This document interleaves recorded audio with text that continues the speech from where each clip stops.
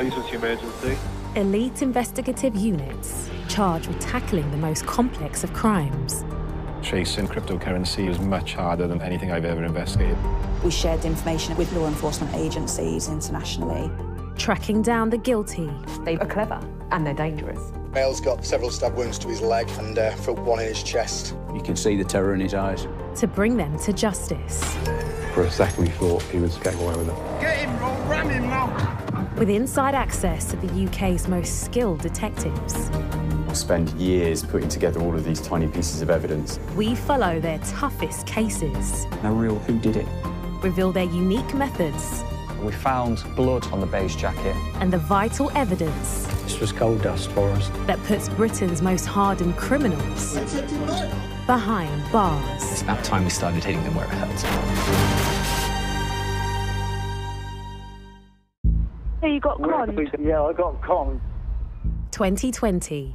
As Britain gets used to lockdown, computers and phones are crucial to many isolated and elderly people. She's a vulnerable older lady, clearly why she was targeted by the offenders. Organised crime gangs are operating across the UK, using them to wage a campaign of terror on pensioners trapped in their own home. Somebody came on the line and said, your computer's been, and we're cutting it off. These victims were called 20 or 30 times a day to really gain their trust. Targeting them on a daily basis. It's just like somebody putting a spell on you to do things that they want you to do. Stealing their hard-earned cash. How much was it that you took for that? 6,000. Tragically, the savings that she had were to go towards her funeral costs. And leaving them scarred for life. I was just like a zombie, crying all day. There was nothing I could do. I'm going to detain you under Section 23 of the Misuse of Drugs Act. The reason for that is the passengers look a bit spaced out, and yourself. 6:42 p.m, 29th of April 2020, Met officers stop a black Audi S3. I do believe that the three of you together could be up to something, not really been able to say where you've been, where you're going. The UK is in lockdown, making the officers highly suspicious of their movements. How come you're carrying a large amount of cash? It's not really a large amount to me personally. No? No. Okay. Do you normally carry cash? I do, yes. It's also a fair bit of money. Oh, I've just taken a deposit for what I just sold. And how much was it that you took for that? 6,000. And where's the rest of the money? Oh, just there in the car. In the car? Yeah. So you got no receipt or no proof of that? No, I sold the vehicle. So it was on there for £5,200? Yeah, that's how much you sold. Okay. And then they giving you cash for it, have they? Yeah. Okay. I think there's quite a lot of cash now on you, and he can't prove that he did buy that car. What do you think we should do about the money? The officers remain suspicious. But with no evidence that the money relates to criminal activity, they have to let them go.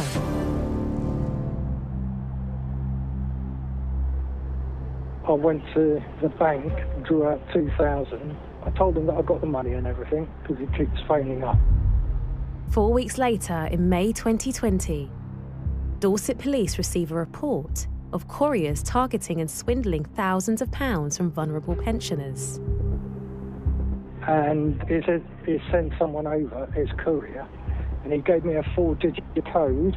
His courier had to give me that 4-digit code when he got here. Right. Which he did, and then he took the money and went on. I'm Detective Constable Thomas Norman, and I'm based in the CID at Bournemouth Police Station. At any moment, a crime can come in, and we have to react and respond to it. So that's a challenge.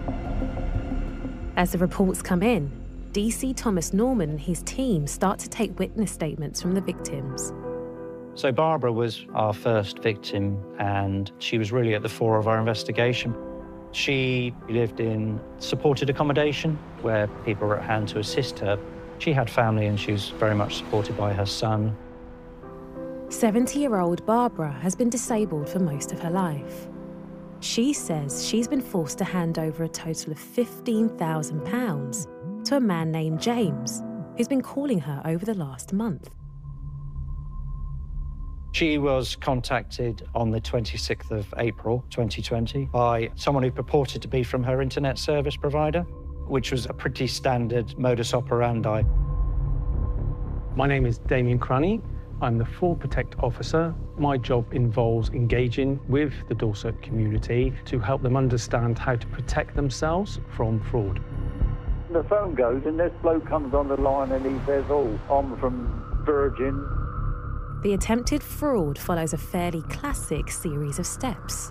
The offenders put themselves as an authority figure. This means that the victim will more than likely undertake actions that they tell them to do.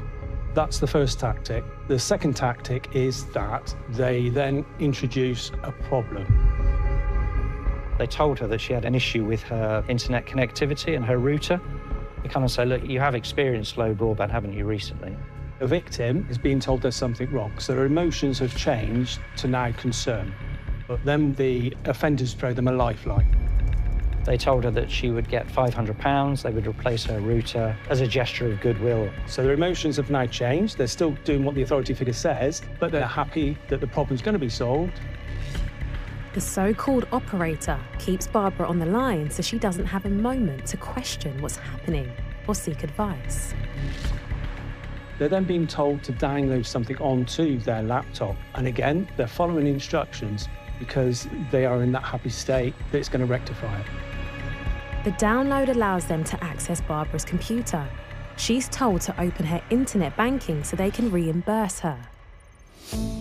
Once they had remote access, they could then see her typing bank details, passwords, and even move the mouse around and engage with her on her computer.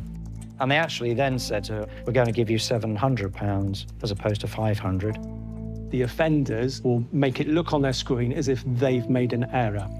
Oh my goodness, Barbara, you silly, what have you done? You've typed in 7,000 by mistake. I know these things happen. Don't worry, it's not a problem. However, we need to get that money back. The offenders were saying, oh no, I'm going to lose my job. Can you help me? So as human beings, we want to help each other, the majority of us. We can't transfer the money back electronically. What you need to do is go to your bank, withdraw the cash, and we'll send someone around to collect it from the company. We have one party that is in control, and we have another party that is in a position to assist. It was late on in the evening, the banks weren't open. She had a sleepless night. You know, I've got money that doesn't belong to me, this isn't right. But she very much kept it to herself. She didn't want to worry other people about it.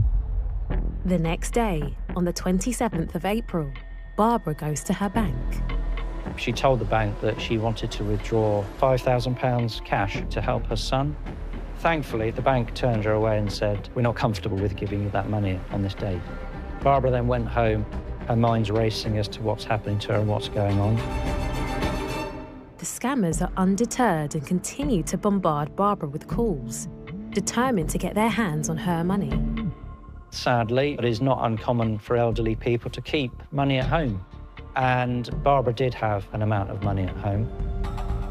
You can imagine sort of a scared elderly lady, her phone's ringing off the hook with people badgering her to say, come on, Barbara, you need to get this money for us. Terrified, trapped, and isolated in her home, she feels she has no option other than handing over more of her savings. She followed the instructions. She took £1,500 cash. She took another trip out to the post office and then sent it recorded delivery to this address in London. They were saying to her, look, you now need to send us a picture of the post office receipt so that we're sure that you've sent it to us. But it doesn't end there. They said, well, sorry, Barbara, that's not enough. We need more. So she then, again, dipped into her savings. And tragically, the savings that she had were to go towards her funeral costs. There are organised criminal gangs, and this is a business to them.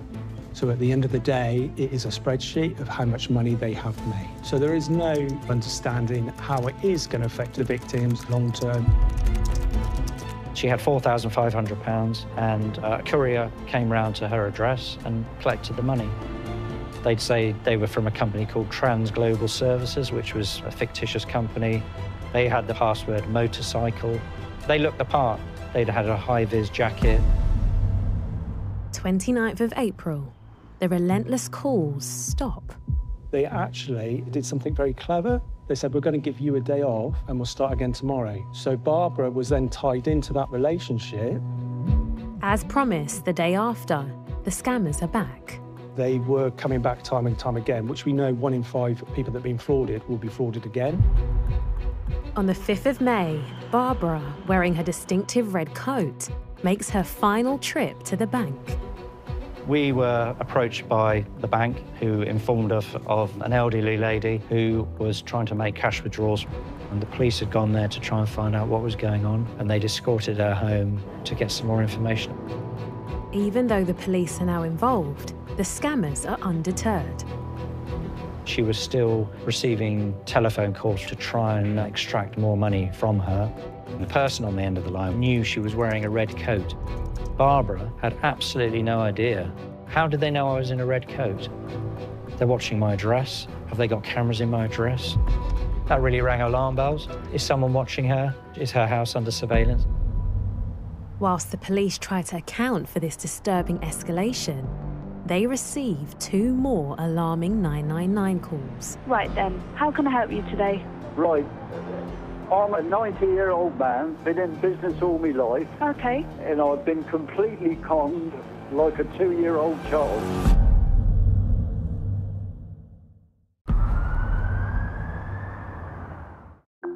So you say that you did give this guy some money. How much did you give him? £2,700. And then when did you give him the money? It's yesterday. Richard is the latest victim of a group of highly organised scammers. A 90-year-old retired engineer, he is a lifelong speedway enthusiast and war hero. We'd identified 2 other victims in Dorset who had been victim in very similar circumstances. We realised that this could be the tip of the iceberg. The growing number of victims suggests this has all the hallmarks of organised crime. There's no evidence yet, but Dorset police are on the hunt. Operation Safeguard is launched. We knew that the people that were likely to be part of a far bigger picture, potentially working for or with someone overseas. With any live scam, it's vital to track down the ringleaders.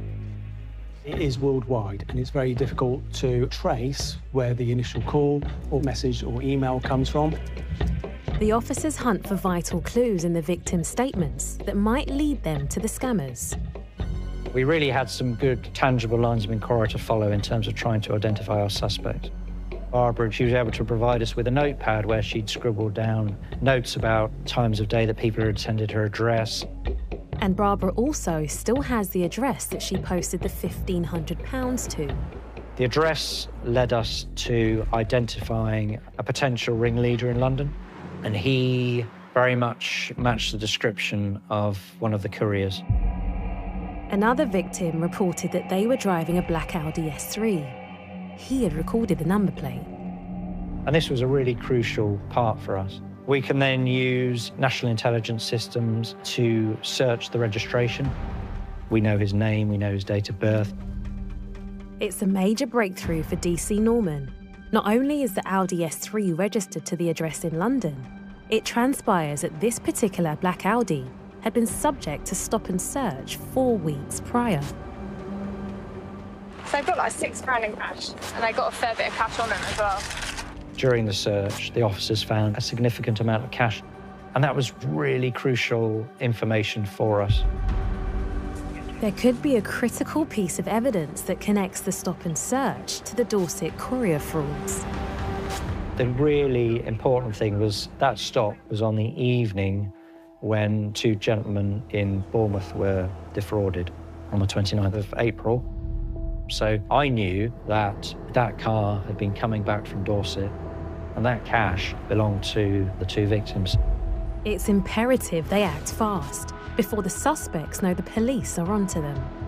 Ultimately, we want to impact the organised crime group and disrupt them and stop them, because if we take one courier off the street, they'll be replaced by another one. So we want to go up the chain, if you like. We were pretty confident that we were in a position to make the call to arrest. On the 1st of June, they apply for PACE Section 8 warrants for 3 locations across South London. If we go to one address, potentially they're on the phone to the other people to say, oh, the police are around, make yourself scarce. The warrants are executed simultaneously, 2 for the couriers' homes and 1 for the ringleaders. The ringleader, he didn't have a significant criminal history by any means. However, there was a matter from 2016 of a fraud where he'd been working at a betting shop. I went on the search warrant for the ringleader. The car was there, the ringleader was there, and the main courier was at his address. The suspects are apprehended and read their rights, while the police start to search the different premises, looking for evidence relating to the crimes in Dorset. There were high-vis jackets in various locations. Really significant, and we found a shoebox in a cupboard with sterling notes wrapped with an elastic band, and there was £4,020. We've seized 4 key phones that we wanted to get into as a priority in a matter of urgency. The phones go to the Digital Forensics Unit. The team now have 24 hours to question the 2 suspects. I am DS Eleanor Jones. I'm based in Dorset Police. The CID department that I work in currently deals with serious and complex crime. Many suspects make no comment whatsoever during a custody interview. The police don't know what to expect when they begin the interrogation. How many times can you remember coming to Dorset? Not a lot, 3-4 times. You say you had 3 or 4 times? Yeah. Okay. Where was that journey? To Bournemouth. It was to Bournemouth? Yeah. And what car do you drive? I drive an Audi S3. You maybe anticipated a no-comment interview, but now they're talking to you. That can be helpful because there can be time-critical lines of inquiries that we can do. If a suspect says, I was at this place on this date at this time. How frequently have you been travelling down to Bournemouth together? From my knowledge, there's only been 2 occasions. Once when I came down in his S3, and once when I drove my own car. Yeah. And that's it. And when were those times? I wouldn't be able to tell you off the top of my head. You've not asked at any point what the journey's for? It's not my business to ask someone what their intentions are or what they're doing. I've just gone as a friend. I literally stated to him, I'm more than happy to come and keep you company for the journey. You can see how much he is willing to talk about. He's giving an account for movement. He's accepting that he's travelled down here. A black iPhone with, is it Baleaga on the back of the phone? Yeah. Whose phone is that? That's mine. That's your phone? Yeah. What's the PIN for that phone? I've got a lot of private stuff on my phone. If I'm not obliged to disclose that, I would rather not. If someone doesn't want to give their PIN number, for me, automatically alarm bells are ringing immediately. I'm thinking there must be information on that phone that I want to see and you don't want me to see. Is there going to be any communication on that device that shows your involvement in defrauding people of money? No. The interviewing officers build a picture of the suspect's relationship to each other. So I've known him since secondary school. And then how regular do you have contact with him? To be honest with you, I'm basically his daughter's uncle. So I have quite a lot. You're probably talking about 3 times a week. That male courier, we know that he worked in the prison service. We don't know whether maybe his calm, collected approach arose from familiarity with engaging with law enforcement. At the time, he was on suspension for suspected wrongdoing, but he had no previous convictions. Prior to arrest, what phone were you using? The X. And what's that PIN? 2988. Okay. So I completely master reset it, which ended up making it do a full wipe of my phone. Did he wipe his phone to cover up his involvement in the fraud on the 29th of April, where the victim handed over £2,600 to couriers just hours before the stop and search in London? The victim was Chris, a 54-year-old bachelor and former coach driver living alone in Christchurch.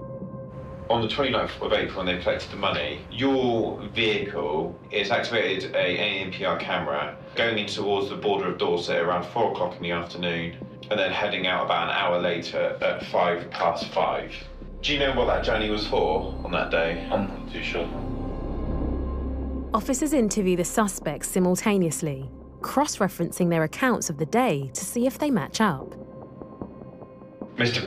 earlier that day had handed a courier in a black Audi a sum of money in a white envelope. Is it a case of that you have gone down, collected this money and opened the envelope, and that envelope is from Mr. and that money is from As I said, taking a white envelope. If we find that money, are we going to find any traces of his DNA on that money? Okay. Let's talk about when did he first get into that car that day? I believe we picked him up near the prison service. Okay. I think he just got suspended on that day. What's happened between 9:30 in the morning of him being suspended and then late in that afternoon, this gentleman is then had money collected, and then a couple hours later you've been stopped in London in a car together? The interviews do highlight some discrepancies in the two suspects' stories. So on the day that you were suspended, came and collected you from your house and you went for a drive around Wimbledon. That was in the afternoon? That was in the afternoon. I was with him for a while. Okay. And a laugh and a chat and a joke in the car. Okay. So we stopped. We had a ball in the car, we did a couple of kick-ups, and said that he couldn't be asked to drive, and I said, well, I'm fully comp. Started driving. You were stopped at 6:42, but that vehicle was down in Dorset at 4 o'clock in the afternoon. That's mad. So he must have got, I don't know how he's managed to do that. And then it's heading out of Dorset at 7 minutes past 5 that evening. Bloody hell. And then got down to, what's it called? London by 6:42. Yeah. But you did go to Dorset? I didn't go to Dorset. The narrative didn't fit at times, and once we clarified it, he maybe got a bit frustrated with that. Maybe he thought that he could give an account that wouldn't be questioned. Officers now turn their attention to the calls made to each victim. Are you responsible for making any phone calls to any of these victims? No. We've got Barbara. Does that name mean anything to you? No names that are on this will mean anything to me. Okay. I've never seen them before, never looked at them. Okay. Richard. No. And Christopher. Okay. Finally, there's a major breakthrough. The ringleader admits that they are part of a wider network and that the person making the calls is in India. Basil. I don't know his last name. Basil? Yeah, Basil. Have you ever met him? No. When did Basil contact you? I think it was probably about mid-March, beginning of April. Conversation was generally along the line of, I don't know if you want to make a little bit of extra money by just doing, a few odd jobs for the company. And because their call center's not in the UK, it's very hard for them to receive their mail and stuff like that. The UK-based ringleader did tell us that he was working for a particular individual running an internet service provider. This was all legitimate, and says that he was attending the addresses to collect faulty routers. The team is still waiting for the phone data to see if it proves they defrauded Chris on the 29th of April. But after 24 hours of intense interviews, the custody deadline is up. They have to let the suspects go. This is a serious and complex investigation, and we were nowhere near ready to charge them.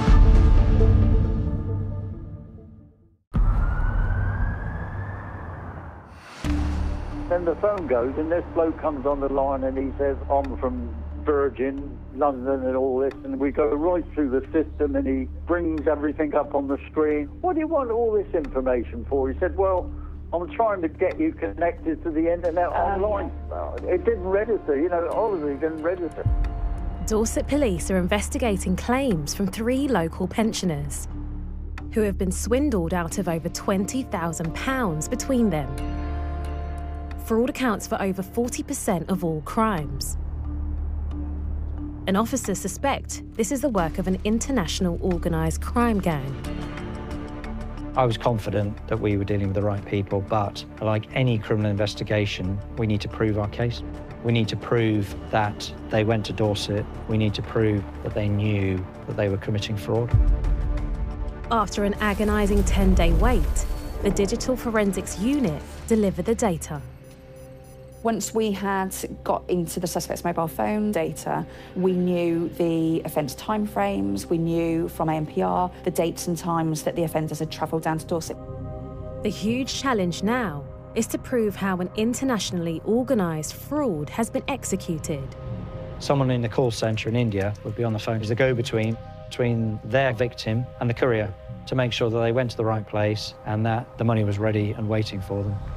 The ringleader and the person in India work together in this country, so They knew each other. They weren't just brought together through criminality. The ringleader involved the others and pressed on them because of their friendship, and they wanted to earn some extra cash. It played out within the WhatsApp messages. So we had reference to Barbara. The ringleader would say, yeah, we're good to leave London. How much is it? Does she have the cash? This was gold dust for us. Phone evidence could be crucial. You had the person in India and the ringleader and the main courier and another courier talking to each other and describing the events that were unfolding that we already knew about. So around the time that they were defrauding Barbara, we had the main ringleader messaging the other courier to say that there was a police helicopter in the air. He used the phrase, duck it out, so get out of there. The cops are around, if you like. We had the main courier messaging the ringleader to say, do I really have to go down to Dorset on my own? It's a bit risky. The WhatsApp messages indicate that they were up to no good, but officers need to prove that they are involved in a scam. Deep digital searches throw up some vital evidence. We knew the hierarchy. It informed us about how busy that team were. There was a photograph of quite a crude Excel spreadsheet sent between the ringleader and the person in India. And that all related to how much cut the ringleader was going to get in the UK as opposed to how much money was being sent back to India. The ringleader was getting 18% of anything that he collected. The scammers were using Hawala, a controversial money transfer system that allows funds to be moved between countries without leaving a trace. If you make money through crime, you have to get rid of that money somehow. You have to conceal it. They were going into a foreign exchange bureau in London, depositing large amounts of sterling, and then that was being realised in India in rupees. The messages also expose the true character of these callous scammers. There were some really awful, saddening, despicable things in those messages about our victims, about them being vulnerable, about them falling for it. This person's gullible. It was quite personal in terms of the fact that we've got another victim and this is how easy it's going to be for us. The WhatsApp traffic included deeply disturbing evidence from another unidentified member of the gang. When Barbara went to the bank for the last time, she came back from the bank in a red coat. The police had gone there to try and find out what was going on, and they'd escorted her home to get some more information about what was happening. And at that very time, one of the couriers is sitting in her road waiting to collect the cash. The female courier took a photograph of Barbara, sent it to the ringleader, who was back in London, saying, the cops are here, what do you want me to do? And he told her to back out and to return back. And she said, are you sure there's only one of them, or words to that effect? And he said, yeah, come back, because of the risk. I knew, having seen that in the report, that's going to be really important for us to prove her guilt. As DC Norman and the team try to piece together this hugely complex puzzle, the data confirms their worst fears, that the 3 Dorset victims are not alone. There was another photograph of a lady holding up a spread of cash to the screen. Well, clearly this is another victim. And we could see other names, other addresses on other dates. So it led to another 9 victims being identified. It was nationwide: Luton, Huddersfield, Manchester, London. So one of the 9 victims that we identified was a lady from the London area. He knew how old I was. He knew how I paid my bill. He knew everything about me. Then he said to me, oh, you don't even sound like your age. I thought, oh, he was very nice and all that, not knowing he was the wickedest person in the world. She was typical of the ultra-vulnerable victims that had already been targeted. Victims may feel gullible or stupid when they are frauded because they believe that they should have acted in a different way. This 76-year-old grandmother is an active member of her local church and wishes to remain anonymous. I was very upset. I didn't even know where to start to tell my family. It wasn't easy for me at all. The criminals use social engineering. This is a skill which engages people's emotions so it bypasses their critical thinking. I was like a robot. Do this, do that, and I don't know where I was at the moment. So I went to the bank, withdraw the money, not knowing he was tracking me.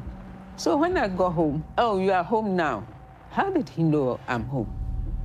Then he said, oh, somebody will come and pick the money up. The minute he finished saying that, the bell rang, and I went outside and gave the 2,000 to the person. I was not thinking right. It's just like somebody putting a spell on you to do things that they want you to do. In total, she was defrauded of over £17,000. With all the victims, this crime has impacted them, whether it's financially, practically, emotionally. For about 2 months, I couldn't sleep, I couldn't eat. I didn't know what I was doing with myself. With at least 12 victims, Dorset Police now have a mammoth nationwide investigation on their hands. We were able to identify from a geographical area which constabulary is responsible for that person, and some of the victims had actually reported those matters already to their local police force. Officers pieced together the information coming back from forces around the country. And at last, a year since the start of the investigation, there's a major breakthrough. Elderly people are very good at making notes. They kept telling me they were from Trans Global Services, and they gave me the password motorcycle, which featured in all our crimes. This vital piece of information links all the victims nationally, allowing Dorset Police to piece together the operation.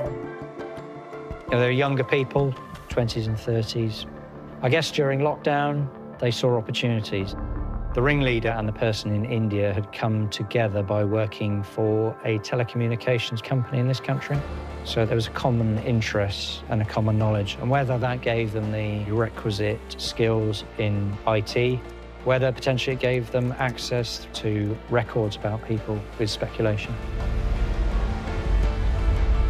13 months after the first interviews, Dorset Police called the 2 main suspects in for a second interview.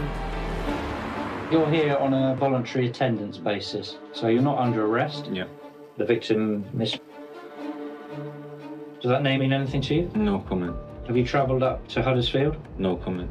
She withdrew £4,700 that was collected by a courier, and the courier is described as male, Oriental, about 20 years old, 5'10", short dark hair, wearing a mid-grey tracksuit. Does that match your description? No comment. Oriental in appearance? No comment. 5'10"? No comment. Short dark hair, which you have? No comment. She described that person because you collected the money, didn't you? No comment. When DC Norman presented the suspects with this damning evidence, they answered no comment to all questions posed. Undeterred, they bring in the female courier who'd appeared in the WhatsApp messages.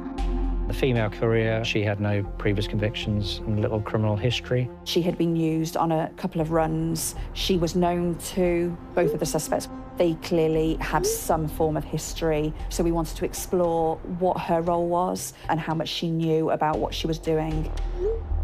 Our inquiries indicate that you may have been involved in going to collect money from elderly people. Do you understand that? Yes, I understand. I did not want to know it was fraud. I didn't know that it was causing all this trouble to these elderly people. I only thought that I was collecting a parcel, giving it to that's all I knew. Okay. So I would drive to the address he gave me. Yeah. And then he said he'd give me a special password. Do you remember what that password was? I actually do, because there were quite silly words like motorcycle. Motorcycle. And he Right. told Did he me give to you the go. name of the person that you were expecting from? And he'd just say, as soon as I've got the parcel, to call him and to tell him, and then to go straight to him. The only thing I wasn't allowed to do was open them. She very much distanced herself from the offending, saying that she was none the wiser and had some legitimate reason for the travel and engagement with the UK-based ringleader. She had a general idea that he worked in car parts, so that kind of made sense to her. And she got paid a pretty small amount, sort of £50 a trip, plus some expenses. From what you've said, you were instructed by is that right? Yes. Is that right on all occasions, or did anyone else tell you what to do? No, I was Or told ask you? by Okay. Was there any pressure to do what you did for him?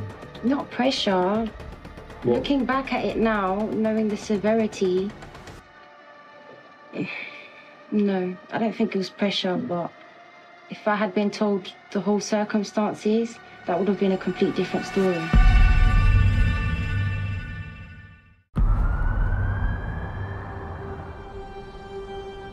When I checked my phone, I found out that the bank had been sending messages. I checked on my account and found out that everything was gone. I nearly killed myself. Dorset Police Special Ops CID are working hard to gather evidence to convict an organised crime gang, targeting the vulnerable and elderly during lockdown. From dealing with fraud previously of like MO, we have seen this, where there is an international element to the operation. DC Norman is interviewing a female courier who maintains that she is an innocent participant in the fraud. She very much downplayed any involvement or guilty knowledge. She said that she was running errands for the ringleader.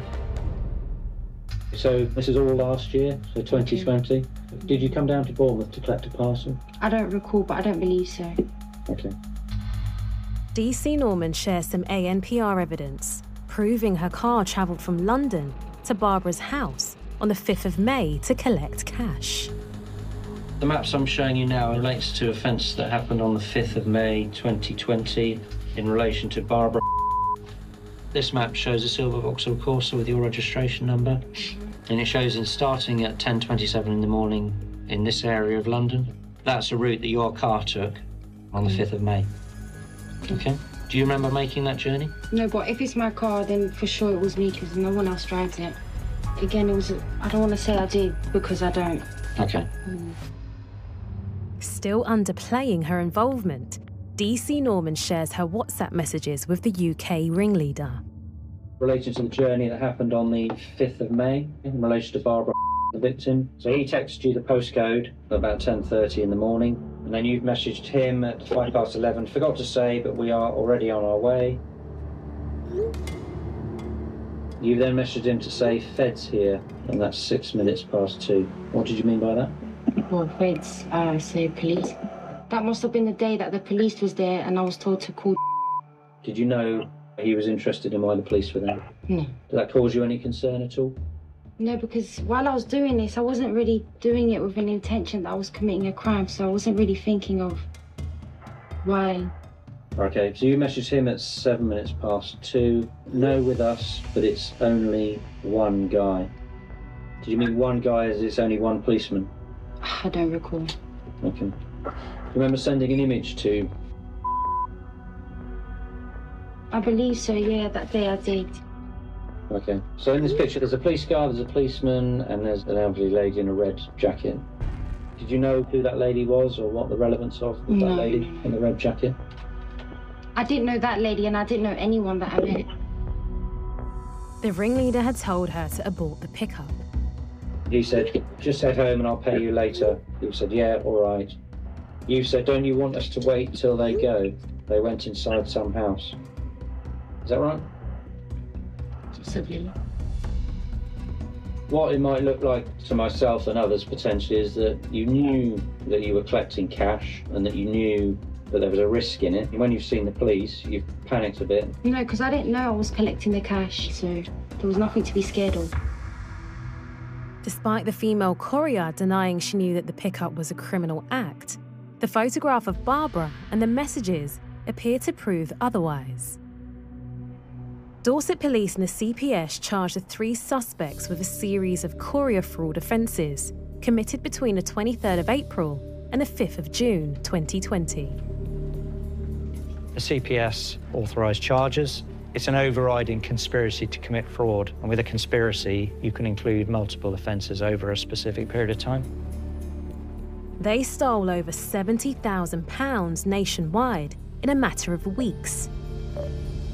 And this could be just the tip of the iceberg of a massive international operation, headed up by Basil, who remains elusive in India.